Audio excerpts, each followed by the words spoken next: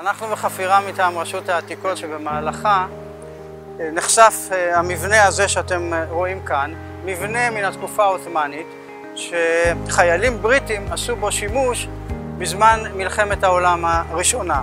הצבא הבריטי שהה כאן כ9 חודשים, כאשר בעצם הוא התקדם צפונה לכיבוש שאר הארץ ובעצם להדיפת העות'מאנים בארץ ישראל, בו נפתח עידן חדש של נוכחות הבריטית בארץ ישראל.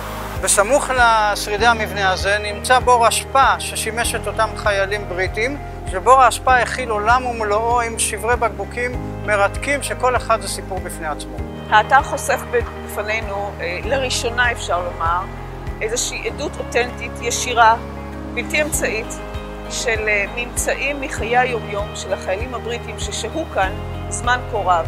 בין הממצאים המלהיבים שאנחנו מוצאים, יש לנו 2 בקבוקים האלו שהם שימשו רטבים ושאשר יוצרו ביורקשיר. הבקבוק הזה שבו יצרו בירה, גביעי, יין, פקק נחמד במיוחד עם כתובת וכפתורים של מדים של חיילי הצבא הבריטי.